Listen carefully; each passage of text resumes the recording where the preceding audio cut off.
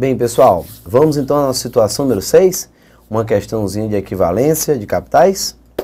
Acompanhe, vamos lá. A situação é a seguinte. Júlio fez uma compra de R$600, sujeita a taxa de juros de 2% ao mês sobre o saldo devedor. Então, você está sempre calculando os juros em cima do que ele está devendo. No ato da compra, fez o pagamento de um sinal no valor de R$150. Cuidado, uma entrada. Fez ainda pagamentos de R$159 e R$206, respectivamente, em 30 e 60 dias, depois de contraída a dívida. Se ele quiser quitar a dívida 3 meses depois da compra, quanto deverá pagar em reais? Tiago, eu posso resolver essa questão trabalhando com regime composto? Sim, pessoal, nada te impede, já que ele fala de 2% ao mês sobre o saldo devedor, não é verdade? Então, observe que você não tem muita dor de cabeça com relação a isso. Você pode trabalhar bem e trabalhar, digamos assim, rapidamente. Mas eu fico imaginando, poxa, eu acho que vai dar trabalho. Como ficaria a nossa questão, pessoal, se você for pensar realmente como equivalência composta de capitais? Como manda, digamos assim, o figurino. Por isso, uma nova visão. Você vai entender agora o que eu quis dizer com uma nova visão, tá bom? Você vai entender agora. Deixa eu te mostrar. Vai ficar... Deixa eu montar o desenho com todos vocês, né? Cadê? Aqui. Vamos imaginar a situação idêntica a essa. Esqueça o restante do desenho, esqueça, por enquanto, esqueça. O rapaz comprou um produto que custava 600. Está acompanhando o material de vocês, né? Ó, 600. Eu vou desenhando e já vou mostrando para você aqui o gráfico. No enunciado, 600. A taxa de juros de 2% ao mês sobre o saldo devedor. No ato da compra, fez um pagamento de 150. Então, esse 150 no instante zero, ó, confere, ó, 150 no zero. Beleza. O que permite você escrever apenas assim, ó, 450. Porque se eu tenho 600 e foi dado um pagamento no ato da compra de 150, subtrai, fica apenas 450. Tá bom? Como saldo devedor. Eu posso operar porque está no mesmo momento. Fez ainda um pagamento de 150 em 30 dias. Então, 150, aliás... 159, daqui a um mês. Pronto, um mês. E 206 daqui a 60 dias. Não é verdade? Então tá aqui, ó. 206 daqui a 60 dias. E ele quer pagar toda a dívida, ó, daqui a 90 dias. 90 dias depois da compra. Quanto deverá pagar em reais? Pronto. Beleza. O que é que vai acontecer agora? Você chegou a essa situação um tanto quanto interessante. Então, a situação é essa daqui, não é isso? É. Se você for montar esse desenho, eu vou montar aqui rapidinho com vocês, para você entender bem por que eu tratei essa questão como uma nova situação. Algo bem diferente para todos vocês. Vamos aproveitar bem esse raciocínio. O desenho é esse aqui, né? Então, vamos colocar 159 no 1, 159 no 1. Vamos colocar 206 no 2, 206 no 2. E vamos colocar o x no 3, que é o valor que está faltando, no 3. E no 0, o que ele está devendo. No 0... o que ele está devendo, 450. Pronto, 450 no 0. Muito bom. E agora, o que é que vai acontecer? Deixa eu te mostrar. Pessoal, essa é a nossa situação. Tudo bem? Tudo bem. É uma questão de equivalência? Sim, é uma questão de equivalência. Então, a taxa de 2%, eu posso resolver a equivalência, lembrando que a igualdade eu só posso montar quando todos os valores estiverem no mesmo ponto. E, de preferência, o ponto mais à sua direita, porque você vai operar multiplicando mais e dividindo menos. Então, 450 vai para lá, 159 vai para o 3 também, e o 206 também para o 3. Então, todo mundo foi deslocado para o 3. Como é que vai ficar a nossa questão de equilíbrio, nossa equação de equilíbrio? O x, que já está no 3, mais, vou escrever aqui embaixo, porque senão o espaço não vai dar. Vamos ficar com a seguinte equação, ó, x no 3, mais, que é o momento de equilíbrio, 206 vezes 1,02 elevado a 1. Opa, Thiago, não entendi. Lembrando que eu já expliquei isso aqui em outros momentos, mas vou repetir. No regime composto, quando você quer deslocar uma parcela para a sua direita, vamos supor um valor de R$100, basta multiplicar pelo parêntese 1 mais i elevado a n. E se você for deslocar para a sua esquerda, você deve dividir por 1 mais i elevado a n. Então, multiplica para a direita e divide para a esquerda, certo? Pronto, acabou. Multiplica e divide. Só isso. Sem problema. Esse i, 2%, por isso fica 1,02. E como eu estou deslocando só um período, então fica só 1. O próximo, 159. Então, 159 vezes 1,02 elevado a 2. Porque eu estou deslocando dois períodos. Essa estrutura vai ser igual ao 450 vezes 1,02 elevado a 3. Elevado a 3 porque o 450 eu estou deslocando 3 períodos, então 3 meses. Pronto, pessoal. Essa é a nossa equação de equilíbrio. De um lado da igualdade, você põe a proposta de azul, que é uma forma de pagamento, que você iguala a de vermelho, que é a outra forma de pagamento, que é o valor à vista. Sendo que, na hora de montar a equação, você iguala as duas propostas. Quem está apontando para cima e quem está apontando para baixo, tá bom? Você já monta a estrutura dessa forma. O que vai acontecer?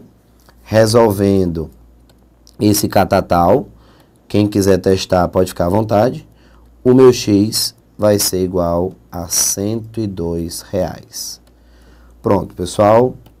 Assim você termina a questão. Infelizmente, você não deve fazer no dia da prova. Ó, não deve fazer. Como eu te falei. Por quê, Thiago? Porque você não tem tempo para fazer todo esse cálculo, por mais correto que ele esteja. Ah, mas foi assim que o professor mandou. Ah, mas está no livro assim. Eu sei, eu não estou desmerecendo e dizendo que está errado. Não. Eu só estou dizendo que você não deve fazer porque você não tem tempo para desenvolver isso aqui. Tu já pensou, rapaz, 1,02 ao quadrado? Tu já pensou 1,02 ao cubo, sem tabela? Tendo que multiplicar 450? Tendo que multiplicar o 159?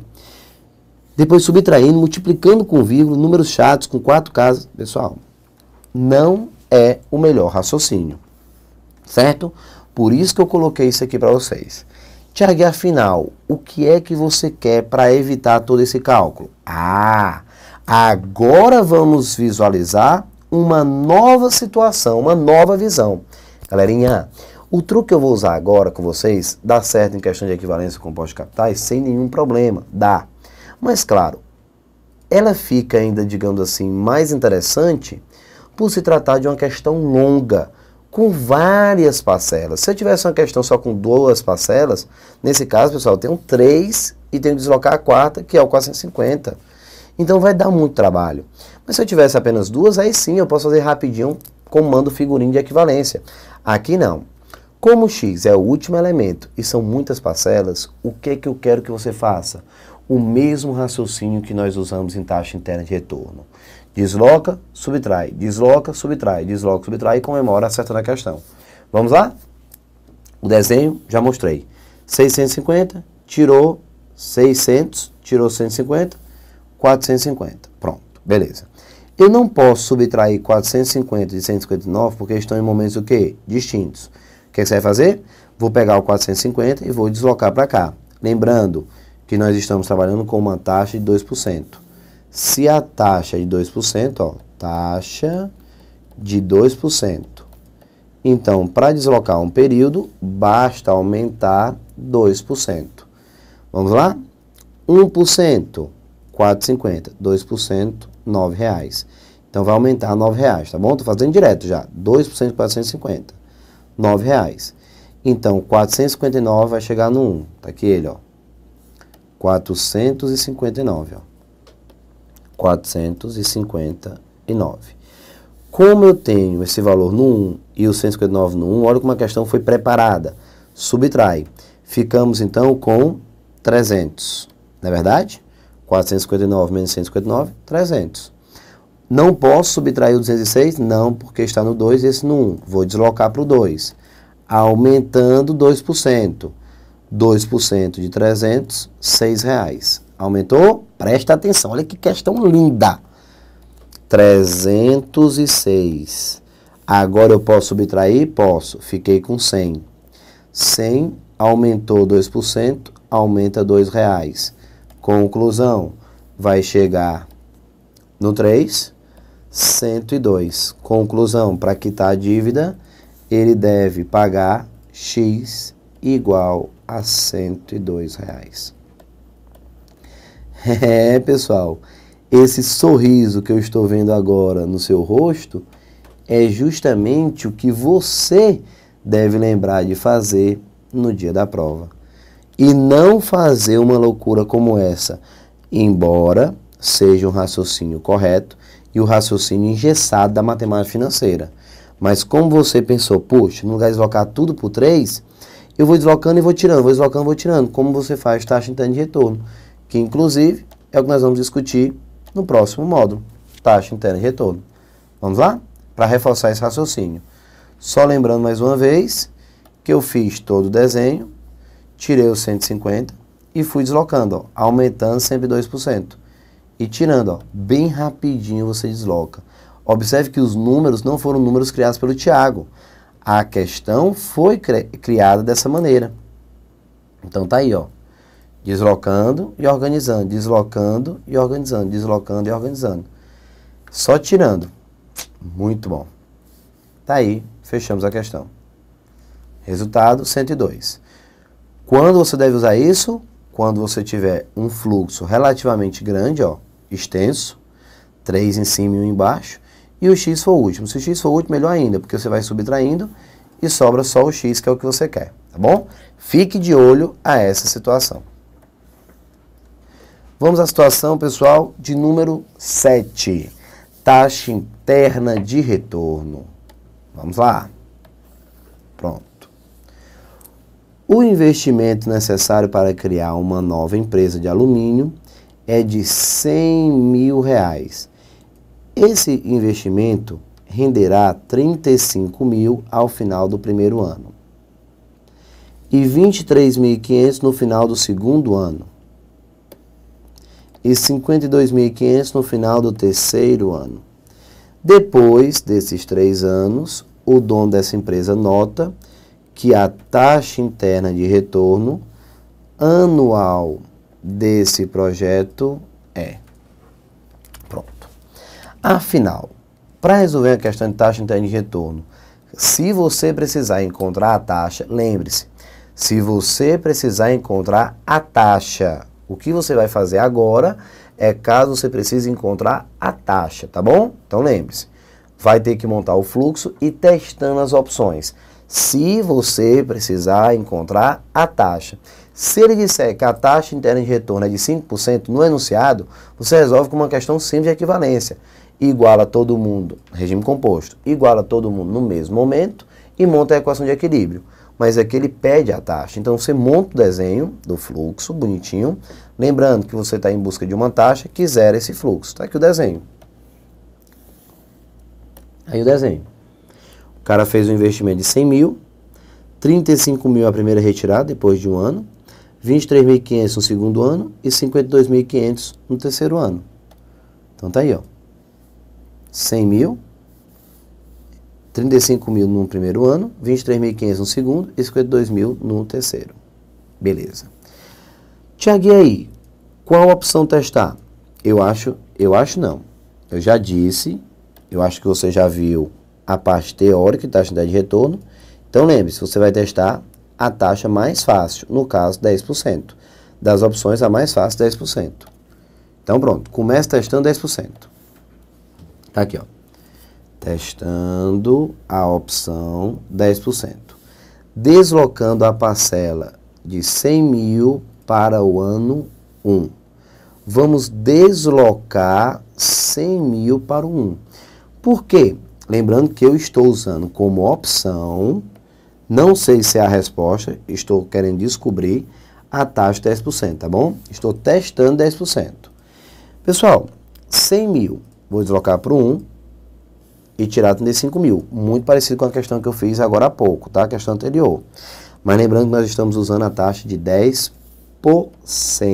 tá bom? Vai aumentando 10%. Então aqui, ó, o aumento que eu vou ter é 100 mil, então 10 mil reais. Ele vai chegar valendo quanto? 110 mil.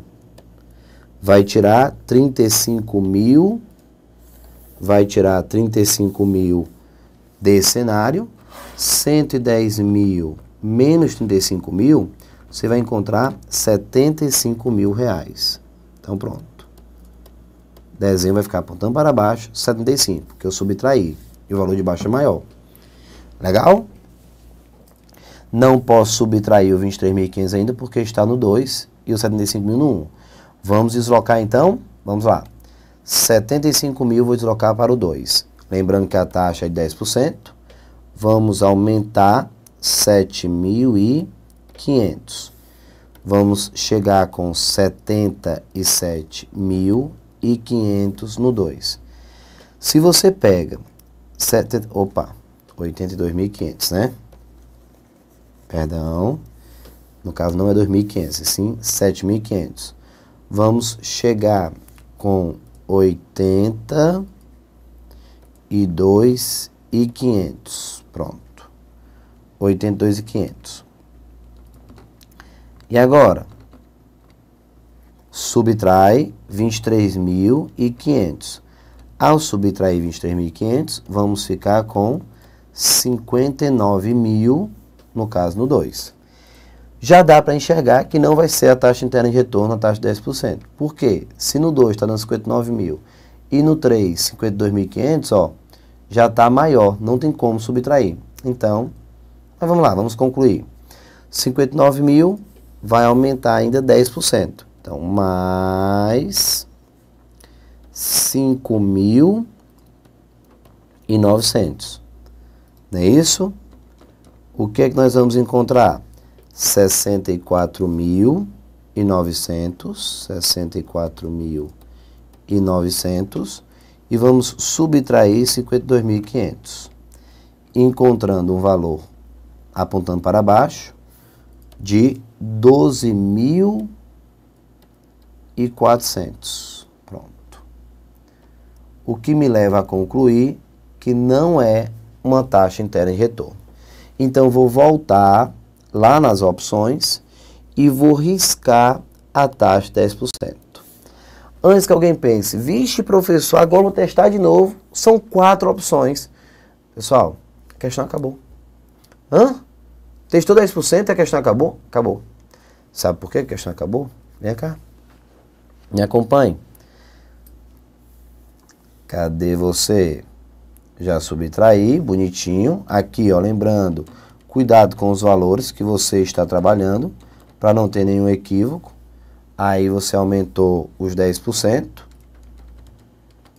e ficou com 64.900, subtraiu 12.400 apontando para baixo. Beleza. Atenção agora. Pessoal, o número de baixo não era para ter dado 12.400, era para ter dado quanto? 0. Afinal, taxa de retorno tem como objetivo zerar o fluxo. Zerou? Não, não zerou. Puxa, Thiago, e agora? Aí você vai olhar, poxa, não zerou, então não é 10%. Mas vamos verificar, o que foi que sobrou? O número apontando para baixo ou o número apontando para cima? Quem for maior? A estrutura que eu coloquei como investimento ou a que eu tive como retorno? A que eu fiz como investimento. Então, entenda. Quer dizer que eu usei uma taxa de 10% e a parte de baixo deu maior do que ela deveria. Porque não era para ter dado 2.400, era para ter dado zero. Então, a parte de baixo deu maior do que deveria. É sinal que eu usei uma taxa muito grande. A taxa de 10% ela foi maior do que a taxa interna de retorno. Então, quer dizer que a taxa interna de retorno não pode ser tão grande quanto a que eu usei, que foi 10%. Conclusão, tem que ser uma taxa menor do que 10%. Analisando as opções, a única opção que me dá uma taxa menor que 10%, ó, 12 não, 15 não, 20 não, é o item A. Só pode ser a resposta correta. E é claro que agora eu vou testar os 10%, aliás, os 5%, para verificar se realmente a taxa de retorno, se o meu raciocínio está correto. Só lembrando que esse teste é só, digamos assim, para satisfazer o ritual, porque não existe necessidade desse teste, tá bom? Porque se o valor que eu coloco apontando para baixo superou, é porque você usou uma taxa maior do que o correto. Então tem que ser menor que 10%, e a única opção é 5%. Acaba aí. Vamos. 5%. Então vai aumentar aqui, ó, 5.000. Beleza? Chegou em 105.000.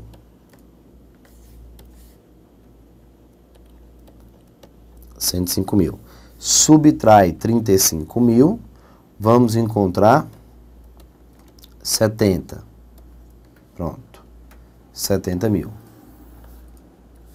Ok?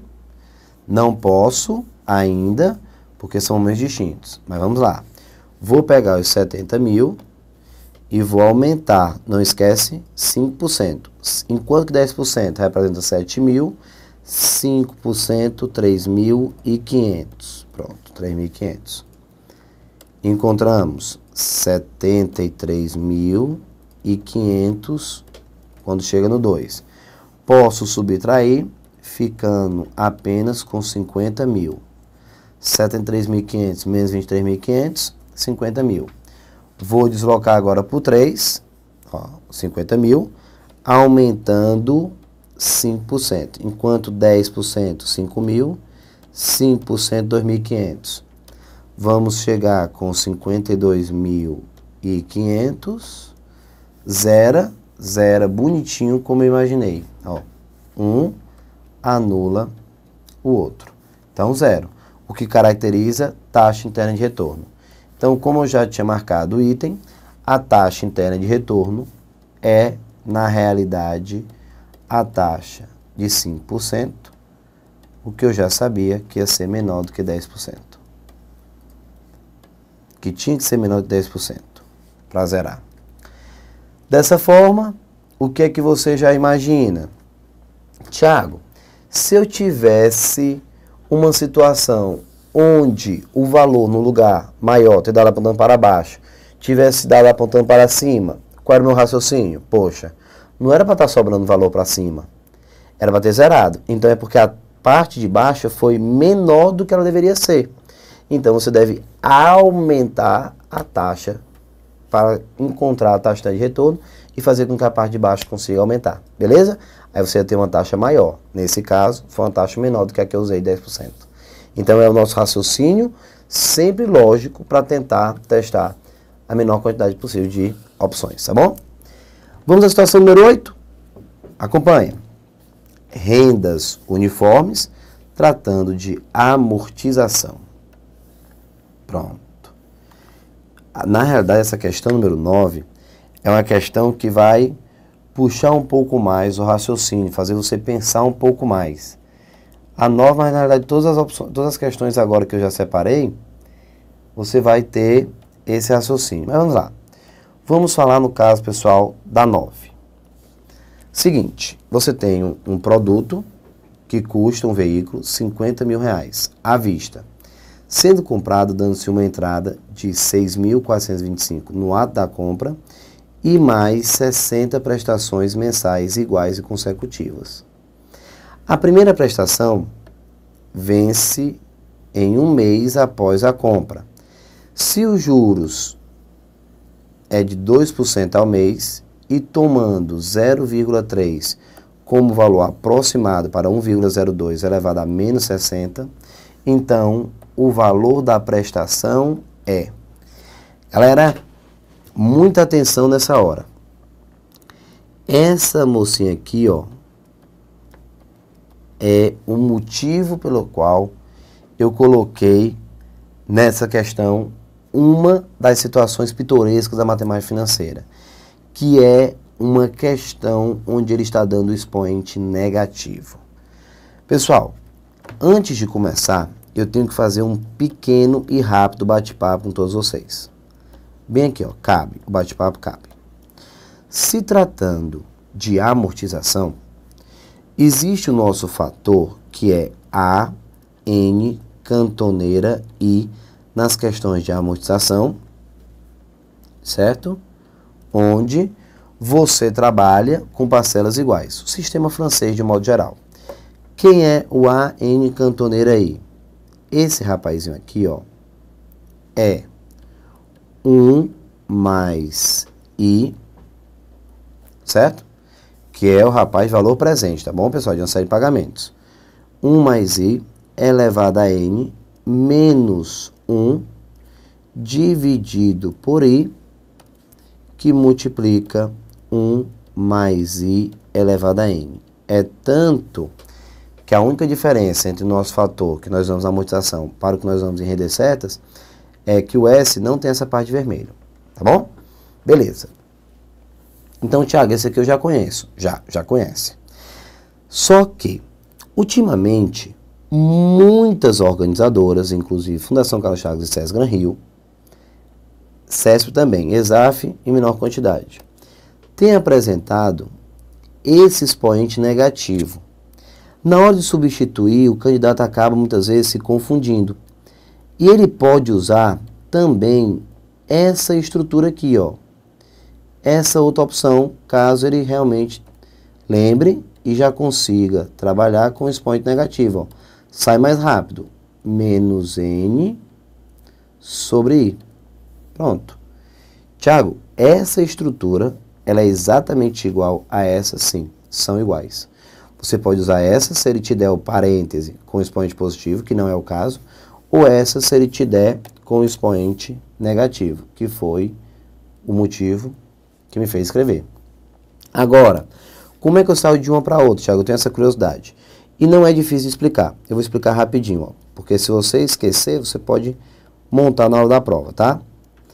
Esse rapazinho aqui, ó, de vermelho, eu vou pegá-lo e vou jogar aqui, ó, para cima, tá? Ele vai subir. Então, na hora que você joga esse rapazinho aqui para cima, a estrutura vai ficar assim, ó.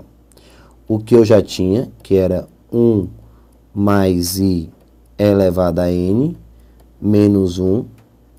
Isso aqui era o que já existia.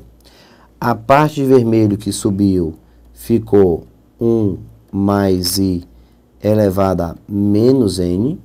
Pronto. Menos N. Sobre o I. Tá aí, ó. O parêntese, ó, que eu já tinha, menos 1. E essa parte de baixo que subiu, subiu negativo, tá certo? Sobre o I. Porque quando você muda de denominador para numerador e vice-versa, você troca o sinal. Então, N fica menos N lá em cima. Desenvolvendo aqui, multiplicando, ó, esse vezes esse e esse vezes esse. O que que vai acontecer? Vai ficar AN, cantoneira I, igual. Observe que esse de vermelho com esse de azul tem a mesma base e os expoentes, um anula o outro. Então, vai ficar 1 mais I elevado a zero quando você multiplicar, porque repete a base, somos expoentes. Qualquer estrutura elevada a zero dá 1. Então, fica o 1 aqui, ó, da frente. 1. Menos, qualquer estrutura de vermelho vezes 1, vai ficar a própria estrutura. Então, fica 1 mais I elevado a menos N, dividido por I. Pronto. Daí, você agora entende de onde foi que o Thiago tirou essa história. De onde foi que eu tirei, ó? O 1 menos I, 1. 1 menos 1 mais I elevado a menos N sobre I, certo? Observe que agora você entende de onde vem, ó. Saí da primeira, que é a convencional, mostrei esse truquezinho, que é rápido, só jogar para cima e multiplicar, e chegamos nessa daqui. Beleza? Pronto? Pronto. Agora, você vai resolver a questão de número 9. No próximo vídeo, para não fazer correndo, eu já começo resolvendo a questão número 9, já fiz o bate-papo, já mostrei a fórmula do fator que você deve usar quando se trata do sistema francês, parcelas iguais, para amortizar, quando ele te der o expoente negativo. Então lembre, expoente negativo, o raciocínio que você deve usar. Beleza? Um forte abraço, tudo de bom, daqui a pouquinho nos encontramos. Tchau, tchau.